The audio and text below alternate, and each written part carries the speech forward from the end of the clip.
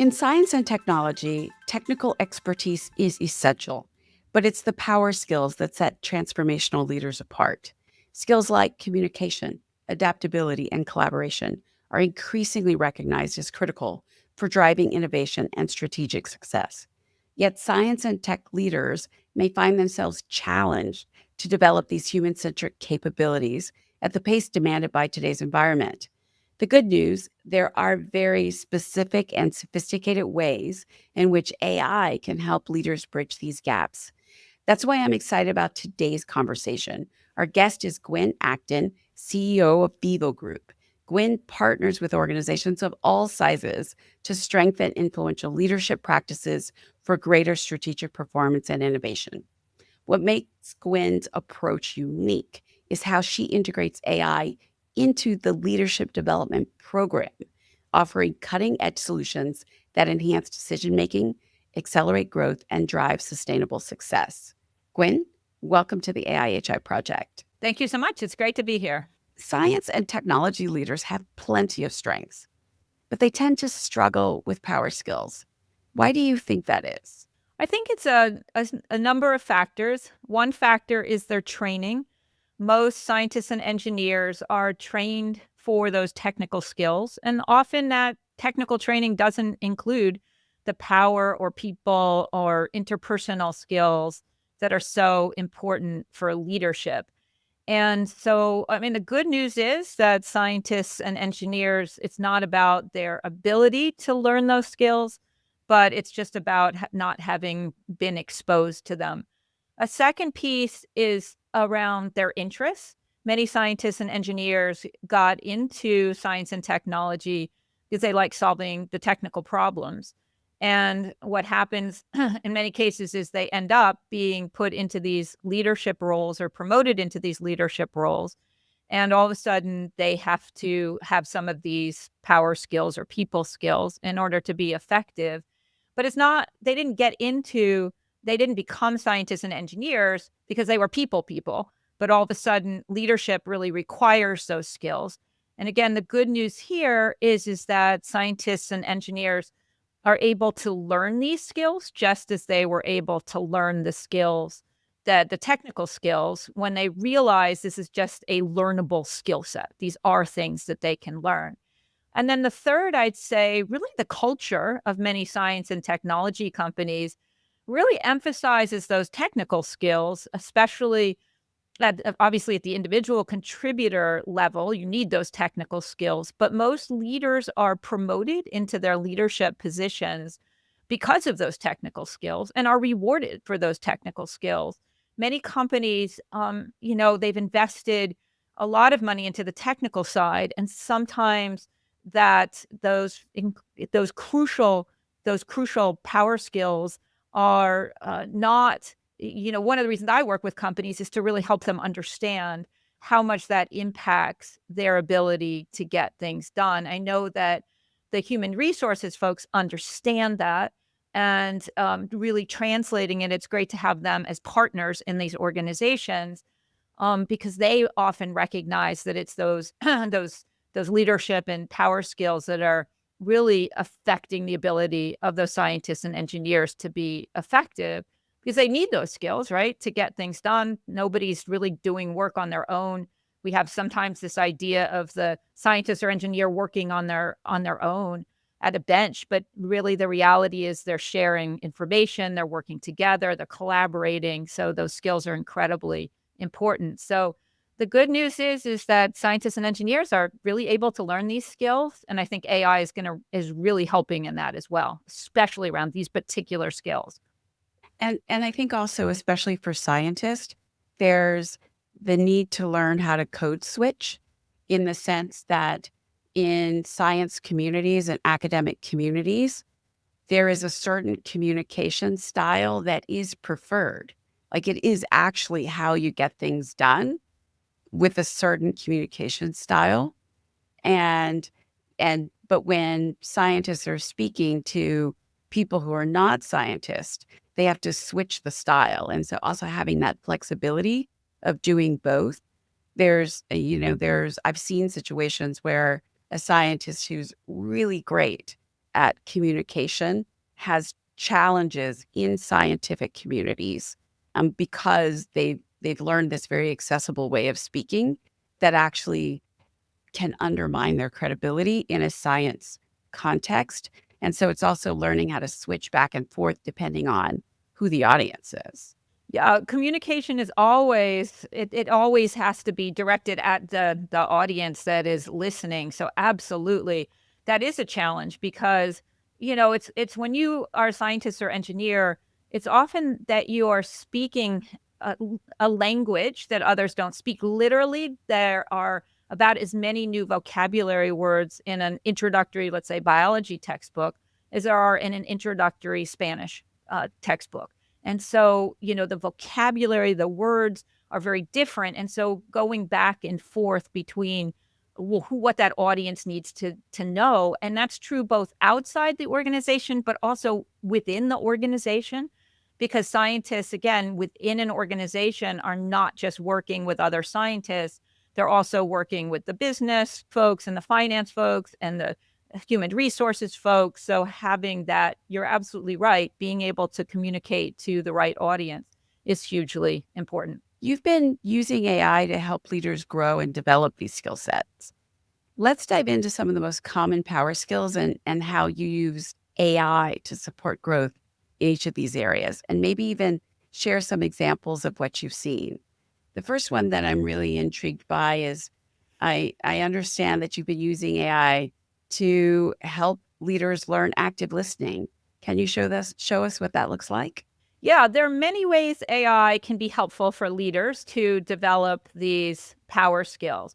And one of the things that leaders need to do a lot is they need to have conversations.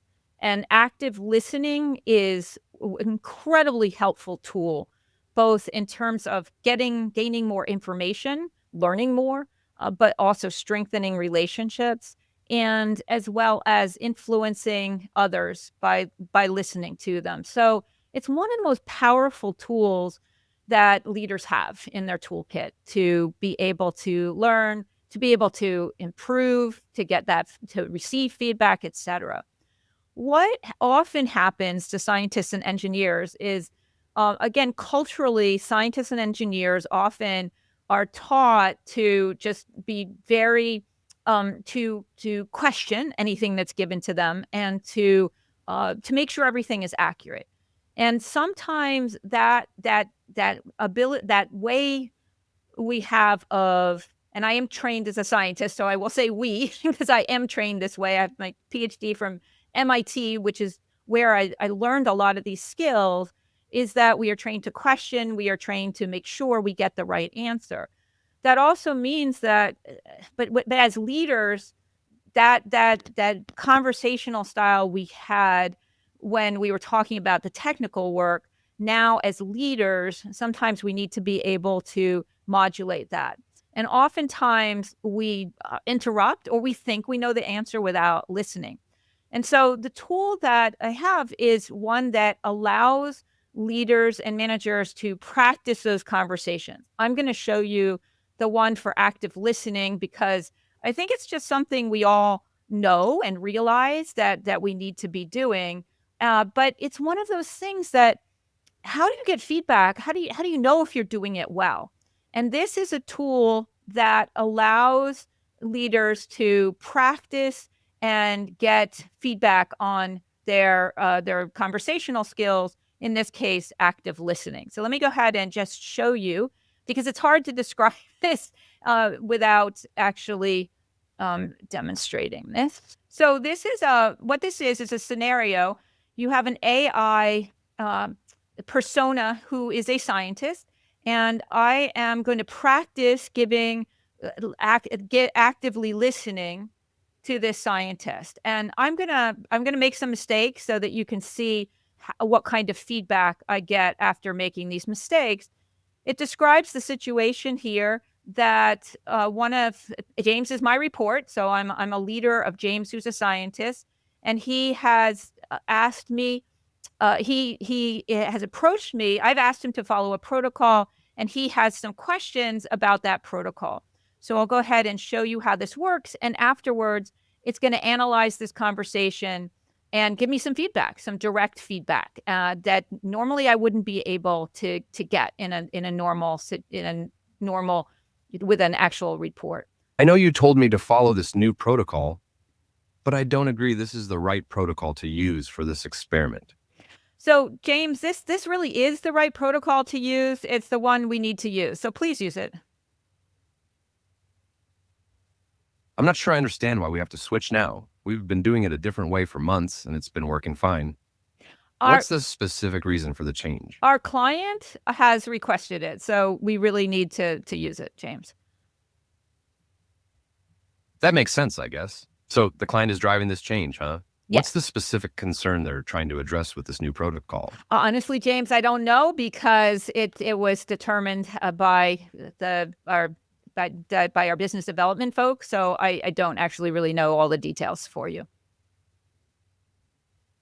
That's a bit frustrating, to be honest. I mean, if we're changing our process, it'd be nice to know why.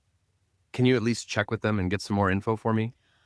I really don't think there's any reason for us to check. So I'd like you to go ahead and do the protocol. Please do the protocol, James.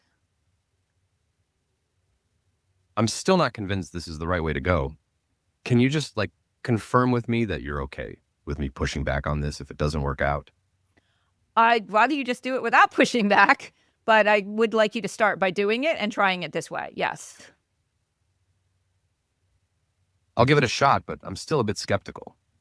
Yeah, I'll start with the new protocol and see how it goes. Thank you, James. That's great. Hey, isn't this amazing? It's really magical. Like you can really see it. Exactly. And it's very hard to describe, but you get a recording afterwards. And then, oh, I gave me that. This was terrible. Okay. It gives me a numerical score, right? I mean, I purposely obviously was doing this and I set up the criteria by which it's going to judge, or evaluate it. And I didn't ask any clarifying questions. I didn't acknowledge their side. I didn't rephrase. I didn't use small affirming comments. I didn't defer judgment. I didn't avoid interruptions. And so it's giving me, so I can go back and do it again. And each time I do it, it's going to respond to me. However, it's AI. So it's going to respond to me in the ways, differently each time. And so I can practice this as many times as I need to practice it. That is just great. One of the things, it's interesting that there's a lot of headlines right now on sort of AI is a sycophant and, AI flattery and all of that. And so, for me, I think what's more interesting than what, AI says to us is AI asking us questions so we can speak and then either hear a further evolution of our thoughts or get feedback on how we're doing things, because sometimes we don't really know what we're doing. I early on, I had a friend who, this was about 4 years ago. She was an AI scientist, and she was, she had someone on her team that always talked over everyone. And this person had been given the feedback that they did that. And it was a really nice person. It had nothing to do with what they were trying to, it wasn't it wasn't a personality defect or a power move. It was just, they just didn't have the self-awareness. So she sort of over the weekend built like a little tiny one back in the day and used it. And he actually saw that's when he really understood that he spoke over the other people in the room, and then he changed his behavior. And so this is just it allows us to see ourselves and what you've done and then adjust and adapt and train it. Oh, it's just really great. Absolutely. And wait, can I just add one thing? Is that one of the things I think is amazing is that I think AI is helping us have better, human skills, right? Ironically, that it's this AI that can help us interact with each other as people better. I just think that's really ironic. And at some level that it's helping us be better humans. I agree. Provided it's really all about how we design things. And Whenever we get a new technology, there is always a lag in finding out the right and, proper use of it.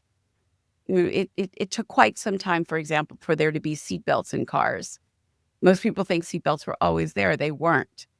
But there was, after a period of time of usage of cars, we understood that seatbelts are very useful for a variety of reasons. And so we really have to learn how to use this technology. And what you've shown is a really great example of it. I would imagine that this is an example. This is the type of thing that does not result in the neural atrophy that people are worried about, where it's like you don't use it, you lose it. Well, this is actually you're using it a lot and you get to try on different styles. And so it's just great. Well, thank you for that demo because I'm gonna ask you a couple of others just to see how one might use it. So with communication, how does it, so I can see how it helps people be a better active listener, but how does it help with communication? So there are many ways AI can help with communication. The tool you just saw can be helpful for practicing those small conversations. One of the things I think is really interesting about the tool you just saw is that the way we learn things in most disciplines is in small chunks, right? Like if you are learning to play the piano, you learn scales and you practice those scales over and over again. If you're learning to play basketball, you practice throwing the ball into the hoop. And so you are practicing these small skills. Or when you learn math, you practice multiplication over and over again. This tool allows you not only to practice active listening, but you could practice, for example, setting expectations.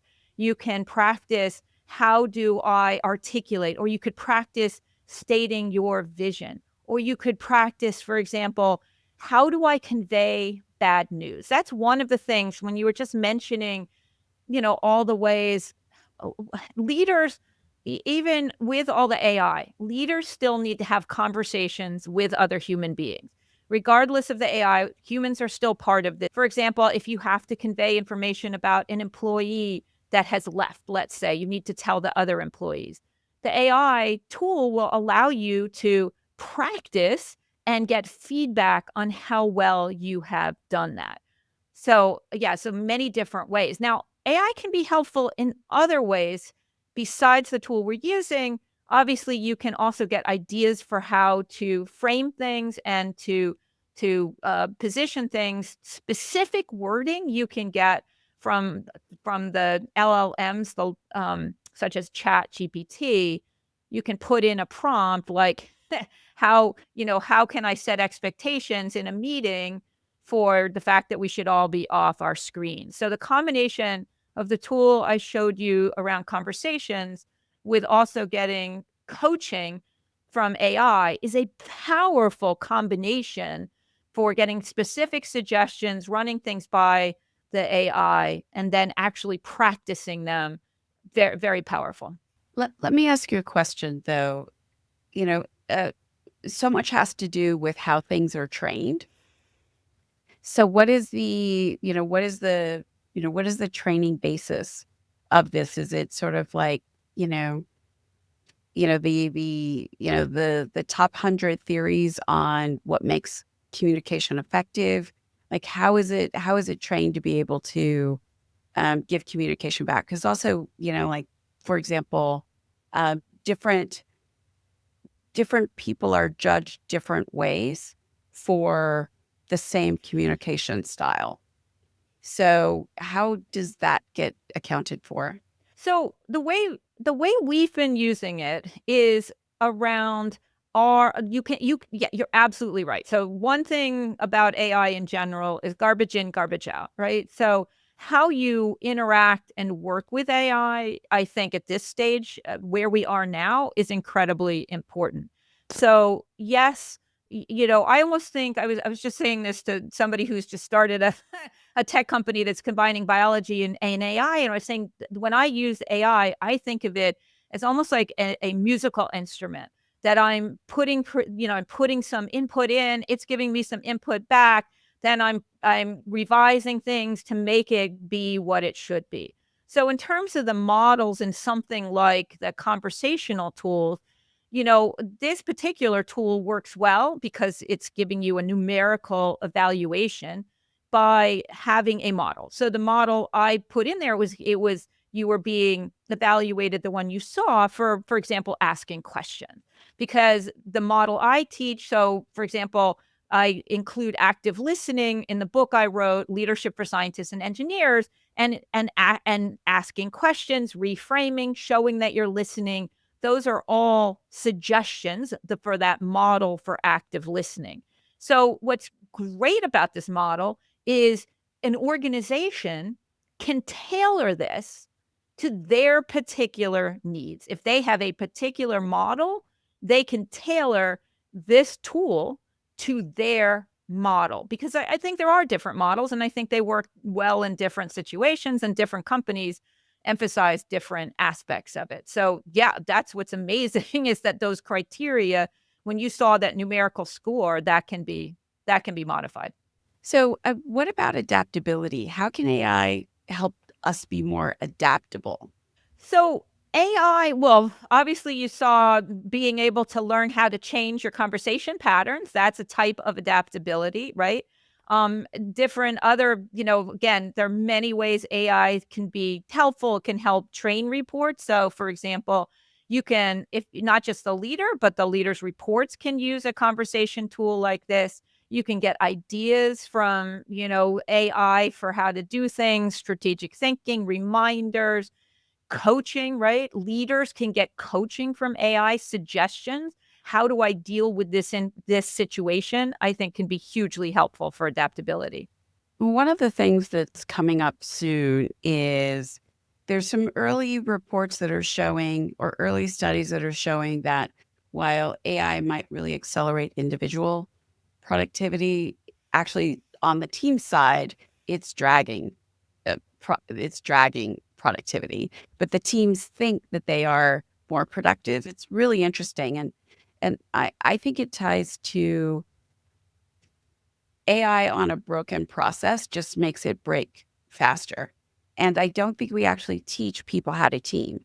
I think what this technology is going to force us to do is, if we wanted to work for teams, we're going to have to teach humans how to team with humans so that they can be supported by AI. Because I think most of what happens is that you have a percentage of high performing teams, and then you have a percentage of horrible teams. And most teams are in the mediocre middle. And then when you pour AI on that, it just makes it's sort of like, it's like it's like putting baby oil on a toddler. It just spins off very quickly. And so I think really finding tools that help us team. And so one of the things in preparing for spending time with you was that you have specific thoughts about how AI can actually help us learn collaboration. And so I really want to hear what you think on that. Absolutely, absolutely, and agree about how important. Again, work is still being accomplished through people. We still are people. We still are stuck with the hardware that is millions and billions of years old, right? And we can't update its software very easily, and so we're really stuck as humans with our human, what our human aspects of us. So collaboration. One example is, how do you flex? Well, you mentioned earlier communicating when people have different types of expertise. One of the things with that conversation tool is you can tell the AI, like it was told to be a scientist. You can tell that AI to be a marketing manager, and you can practice conversations with a marketing manager. So you can practice with people who have different skill sets from you, for example, or different vocabularies, and the AI can fill that in. It's amazing. Another thing is different personalities, right? Oftentimes collaboration is really impacted by personalities. And you can, again, tell the avatar to be a particular personality. So, for example, you can, so you can practice if you are a D, dominant in the DISC framework, and you want to know, how do I give feedback to an influencer in the DISC framework? You can ask two ways you can do that. One, you can ask, for example, ChatGPT, give me some suggestions. You can put in a specific prompt. I'm a D in DISC and I'm working with an I in DISC. And how do I give them feedback about the fact that they've been showing up late, right? And it'll give specific talking points. It'll give specific things to emphasize that are different for an I than it would for a D. And then with the conversation tool, you can actually go in and practice giving feedback to an I and how that would be different than with an S, a C, or a D. So yeah, you can get that actual practice. You're fantastic. Okay, so one of our pillars here at SHRM is on civility, and uncivil things happen in the workplace all the time. Quick answer on how civility can be supported by AI. Yeah, I'll give you a great example. It's really recent. A leader got an upsetting email from a report, was really angry about it. The report was complaining about something and said, I only want to hear your response by email. And the leader was so frustrated. What the leader did was ran the email through taking out all identifying information, making it anonymous, ran it through the AI, and got some specific suggestions for how to respond. Also got a reality check on how, whether it was reasonable to be upset. And the AI was able to point out, well, these are probably the reasons you were upset. And these were probably the reasons the person was saying this. The leader then took their email, like they were still angry. So they weren't happy with the AI response. So they put in their reply, and they said, do you think my report will be upset by this? And the AI wrote back and said, yeah, your reports, you sound offensive, you sound upset. Here's how the AI suggested reframing it. And the leader was astounded because the AI was able to capture a lot of the nuance, but in a way that was non-confrontational. To me, it was a mind-blowing example of how, again, it can really help our communication and really eliminate and help solve some of that conflict, that human-to-human interaction through the AI. So we like to end with the one question for HR leaders who are observing our conversation.